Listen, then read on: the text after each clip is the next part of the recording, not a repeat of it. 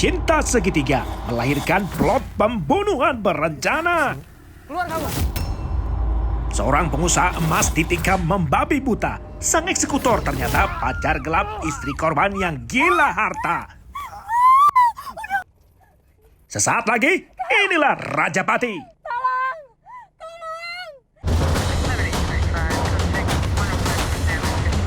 All weapons are holstered and stamped in. Line is clear.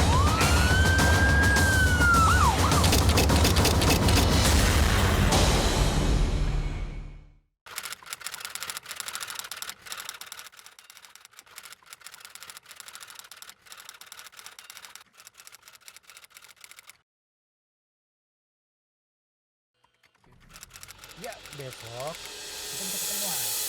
Oke? Alkisah di kota Jayapura, Papua, ada cerita mirip dongeng Cinderella ketika seorang pengusaha toko emas yang kaya jatuh cinta pada seorang gadis belia nan sederhana. Ah,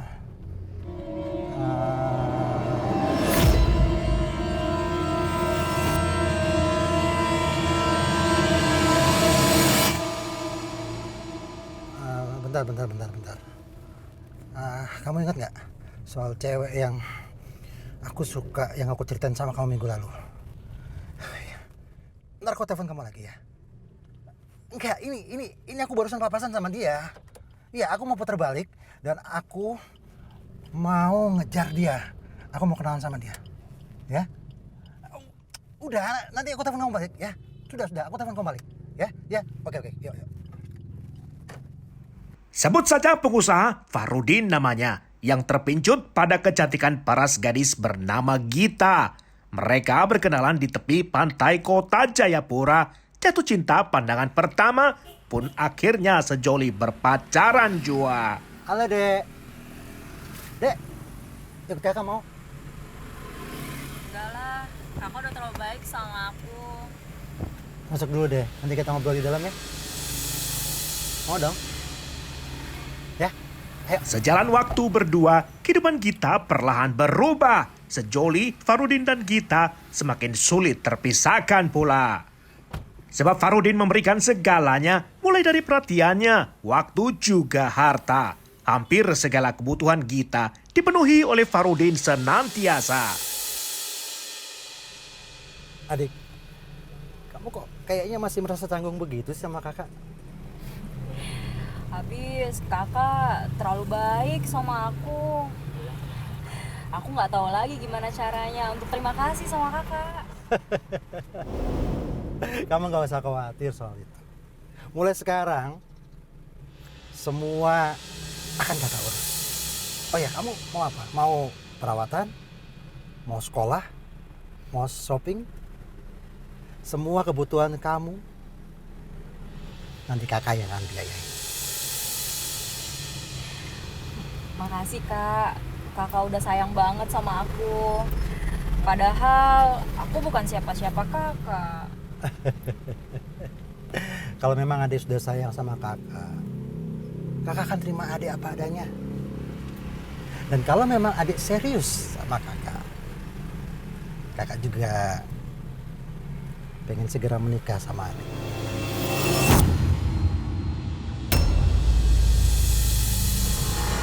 Gimana?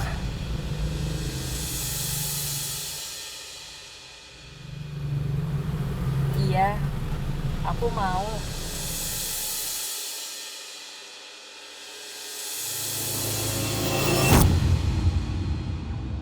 Hingga tiba waktunya, sifat dermawan Farudin telah memuluskan jalan untuk meminang Gita. Walau usia Gita masih di bawah umur, tetapi orang tua Gita tidak lagi persoalkan umur. Terlebih karena hidup si duda kembang itu cukup makmur.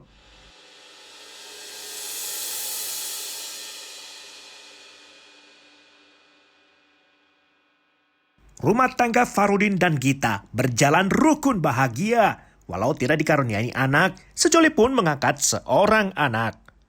Kesibukan pria asal Enrekang, Sulawesi Selatan itu berdagang emas. Farudin adalah seorang pekerja keras.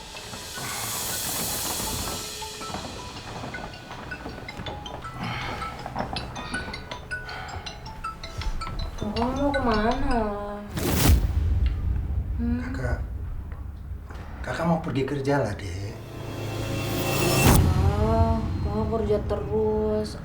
Kapan sih kakaknya nggak kerjanya? Dek, kalau kakak nggak berangkat kerja, nanti kakak ngasih makan kamu bagaimana?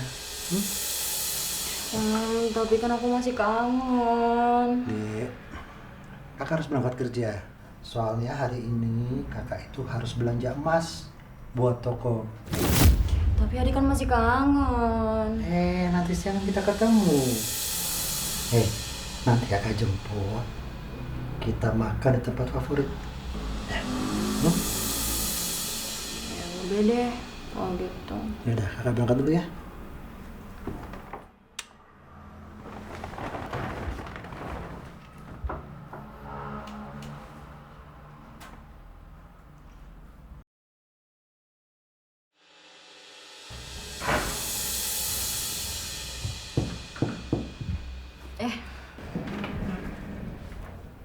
Ih, kamu mah kebiasaan.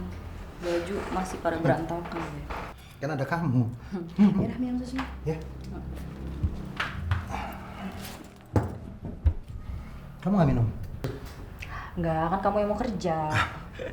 Aku minum dulu ya.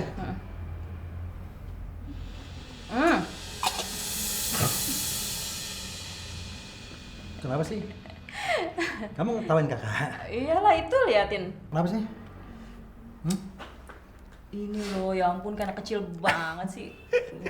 Belepotan ini. Dasar. Udah gak ada lagi? Dek, ini ada uang 500.000 buat kamu beli sarapan. Iya. Cukup kan? Cukup kok. Iya kak.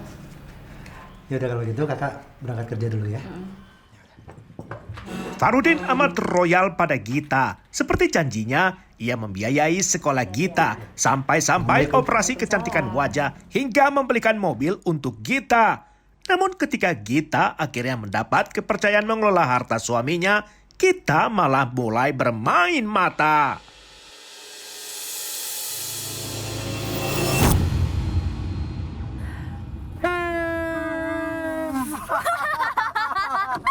Selamat tahun baru, Jayapura.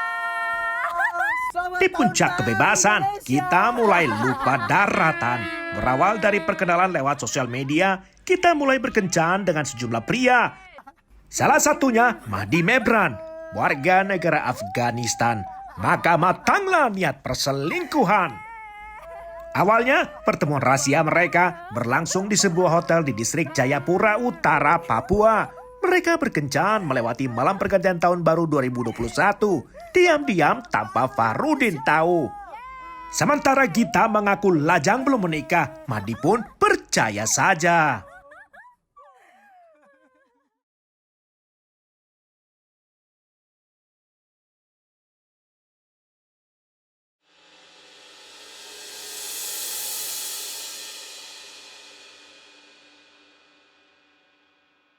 Tak butuh waktu lama, Mahdi berpacaran dengan Gita. Seperti awalnya Farudin mengurus Gita, kini Mahdi yang dipelihara oleh Gita. Segala biaya hidup Mahdi dipenuhi oleh Gita, termasuk menyewa rumah kos yang lebih dekat dengan rumahnya. Namun tidak menggunakan duit pribadi Gita, tetapi milik Farudin suaminya.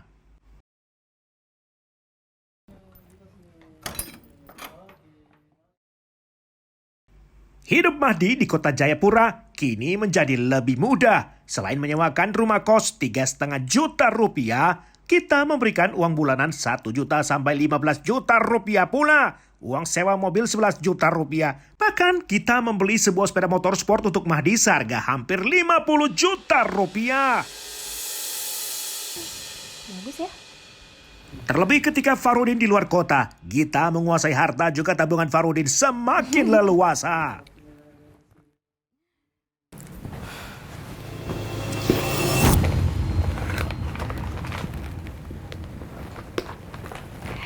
Ini ada uang 11 juta buat kamu sewa mobil. Dari mana uang sebanyak ini? Sebenarnya ada hal yang berat banget mau aku ceritain ke kamu. Gak apa-apa. Kamu ceritain aja apa yang kamu tutupi dari aku.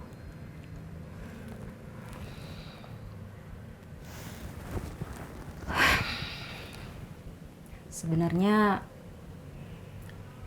aku udah nikah. Perlahan Gita mulai pandai mengelola asmara. Ia mulai mengembangkan sebuah cerita agar Mahdi tidak mengganggu rumah tangganya. Sebuah skenario untuk rencana Gita selanjutnya. Nikah? Iya. Jadi dulu bapakku ini main kasino. Dan dia kalah 90 miliar. Banyak banget. Itulah, bapakku udah jual semuanya. Yang kesisa itu cuma toko emas. Dan sisanya dia jual aku ke seseorang seharga 16 miliar. Itulah sebabnya aku dipaksa untuk nikah sama dia. Oh ya? Iya. Jadi pernikahan aku ini hanya sebatas kerja aja. Untuk melunasi hutang-hutang bapakku. Itu sebabnya. Masalahku adalah aku takut kamu tinggalin aku. Karena aku cintai kamu. Aku sangat cintai kamu. Aku juga sayang sama kamu. Justru itu kamu harus hati-hati sayang. Terutama pada saat kita lagi jalan bareng. Karena aku ngerasa kalau dia udah di Jayapura. Dan aku juga punya feeling kalau dia ngikutin aku. Kita harus bagaimana, sayang? Ya kita harus jaga rahasia. Bahaya kalau dia sampai tahu kita nih pacaran. Dia tuh mafia. Dia gampang nyuruh orang buat bunuh kamu, ya kan? Baik, sayang. Kita harus hati-hati. Mahdi seolah terbuka matanya. Ia tidak menyangka terjebak dalam hubungan asmara penuh masalah. Sejak itulah Mahdi mau melakukan apapun untuk Gita.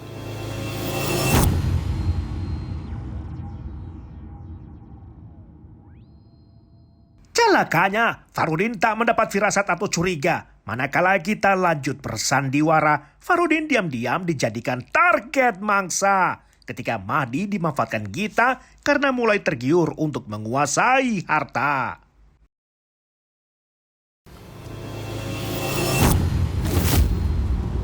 Siapa laki-laki itu? Oh itu karyawan toko emas aku. Namanya Fahrudin. Jadi dia yang akan dibunuh? Iya, dia yang jadi suami aku. Aku tuh benci banget sama dia. Asal kamu tahu ya, aku tuh sering banget dimaki sama dia. Bahkan aku sampai dibilang cewek bayaran. Kamu kan bisa bercerai sama dia. Gak perlu dibunuh. Gugat cerai aja. Gak akan bisa. Aku udah coba segala cara. Tetap aku gak bisa cerai dari dia. Karena aku bisa kehilangan segalanya. Gita terus meyakinkan Mahdi bila Farudin itu sungguh layak dihabisi. Gita pun tak mau ambil resiko pula jika Mahdi mendadak merubah pikirannya. Ingat ya Mahdi, kamu udah tahu semua rencana aku. Kamu orang yang paling aku cintai. Kalau kamu takut atau kamu mau pisah dari aku,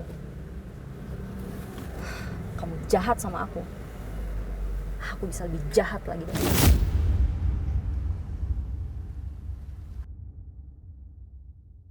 Walau dilihat banyak kejanggalan, namun Mahdi takut melanggar kesepakatan. Gita menabur ancaman sebab ia khawatir bila Mahdi bertemu Farudin untuk membongkar perselingkuhan.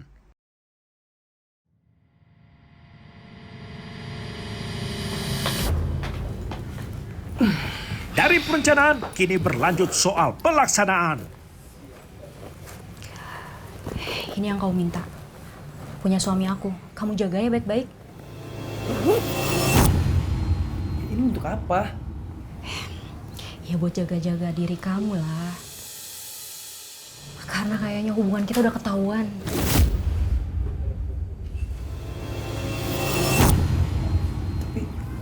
nggak biasa bawa pisau keluar. Iya, kamu kalau jalan sama aku harus bawa senjata ini. Karena kalau misalkan kamu nggak bawa senjata ini, bisa-bisa bahaya kan? Siapa tahu ada yang masuk ke kosan kamu nyelinap, terus bunuh kamu gimana? Kamu serius? Makanya kamu jaga ya. Nanti kalau misalkan aku minta, kamu bisa balik lagi ke aku.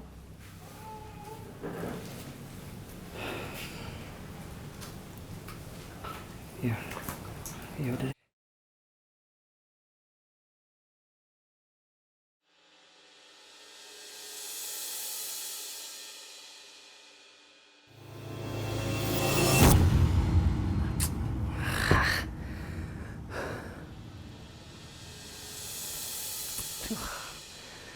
Kalau begini, aku udah mulai nggak nyaman. Lebih baik aku kabur ke Jakarta atau aku pulang aja ke Afghanistan. Lantas Mahdi menyadari bahwa kini sudah terlambat bila ingin mengakhiri hubungan dengan Gita. Mahdi seperti diperbudak oleh cinta. Lantas ibarat kerbau dicucuk hidungnya, Mahdi rela mengikuti skenario yang disutradarai oleh Gita. Mahdi pun menyodorkan beberapa cara, mulai dari lewat racun, jasa santet dukun, hingga merampok toko emas Gita sekalipun. Namun semua rencana tersebut malah disabotase oleh Gita sendiri, sebab Gita memiliki skenario tersendiri.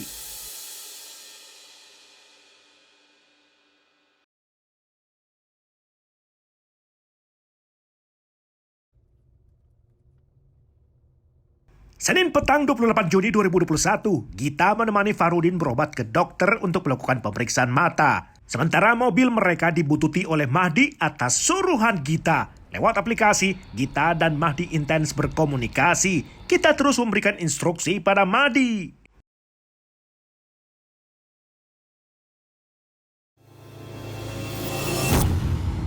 Mahdi terus membuntuti sedari siang hingga malam hari. Setibanya di sebuah mal di Jalan Samratulangi, kita baru bisa bertatap muka dengan Mahdi.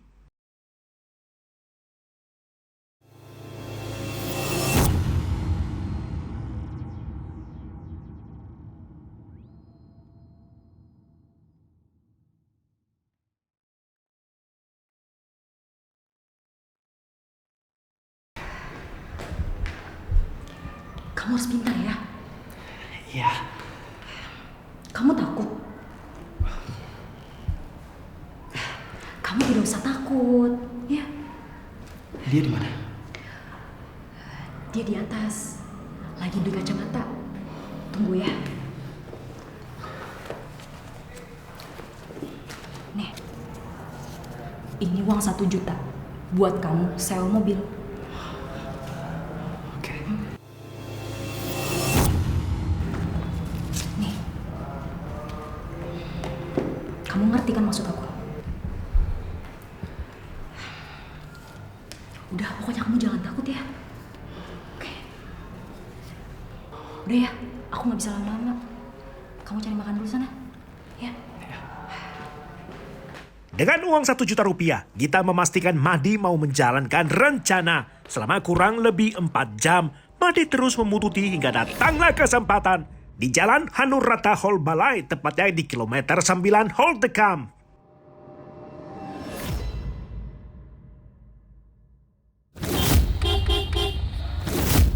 Siapa sih, Dek? Gak tahu. Masa kamu nggak tahu sih? Enggak, ya udahlah.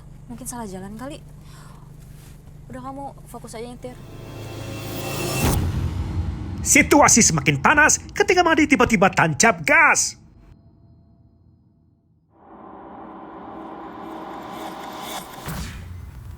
Ini siapa sih ini? Keluar kamu. Ajar banget orang ini. Keluar kamu. Hei, mau Anda apa? Saya aparat. Kalau benar Anda aparat, tunjukkan tanda pengenal Anda. Bicara kamu ya. Ngomong kosong. Anda bukan aparat.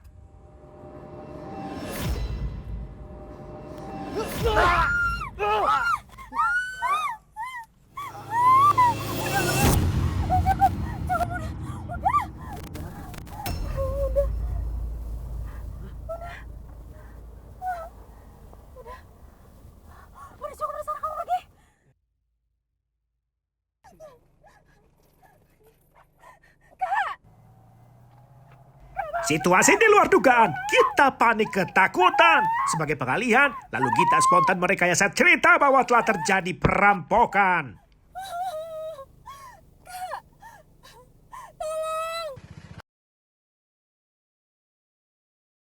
Sekitar 15 menit kemudian, baru datanglah pertolongan. Gita berulang kali menyebut perampokan, selanjutnya dilarikan ke Rumah Sakit Ramela Koya Barat, distrik Muratami oleh pihak kepolisian. Apakah konspirasi Gita dan pacar gelapnya akan terungkap kemudian?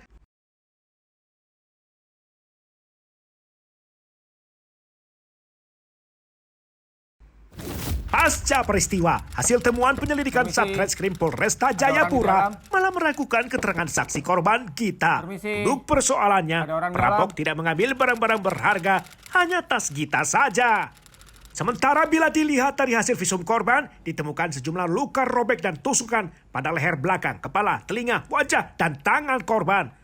Perbuatan tangan pelaku sungguh kejam, sehingga polisi meragukan motif perampokan, tetapi lebih cenderung pada aksi pembunuhan. Keterangan tetangga, ibu kita pergi meninggalkan rumah dan... Kalau begitu kita beralih ke rencana yang kedua. Tapi aneh ya, kenapa tiba-tiba dia menghilang? Ya sudah, kita cari lagi. Siap, Dan. Mari.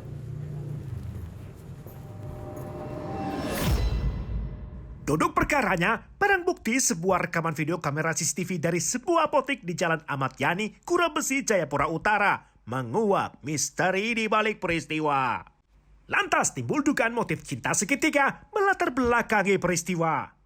Tampak pada pukul 7:30 malam waktu Jayapura, Farudin ditemani Gita tiba untuk memeriksa mata pada dokter spesialis mata.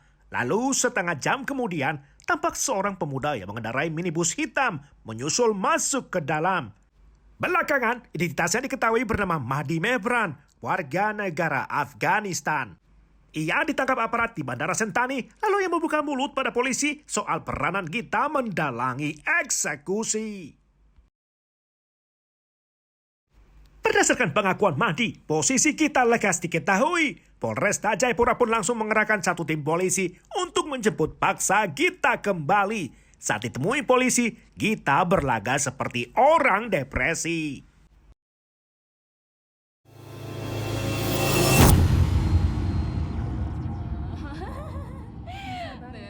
Keberadaan Gita diketahui bersembunyi di kampung halaman Farudin di desa Tirowali di Kecamatan Baraka, Enrekang, Sulawesi Selatan.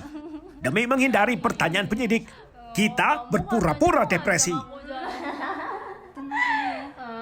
Sayangku, bebekku, kamu kemana? Aku kangen.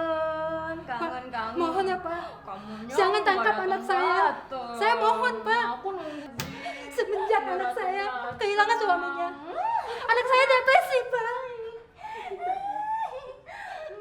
Mohon banget. Bentar, Ibu.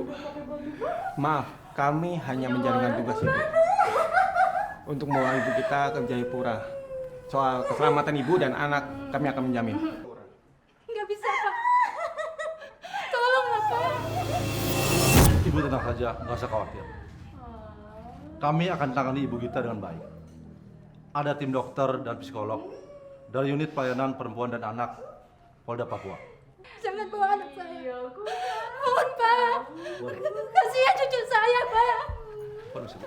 Jangan dibawa anak saya. Tolong, Bu. Pak, jangan dibawa anak saya. Ibu tenang. Pak, Ibu tenang. jangan bawa anak saya. Tenang, Bu. Ya, kita jalan-jalan. Jangan ambil anak saya. Upaya membawa Gita kembali ke Papua dilakukan secara paksa. Polisi tak mau gegabah. Gita dibawa untuk pemeriksaan selanjutnya. Pak, jangan bawa anak saya. Lepasin. Pak, lepasin anak saya, Pak. Masuk, Bu. Ayo, Bu.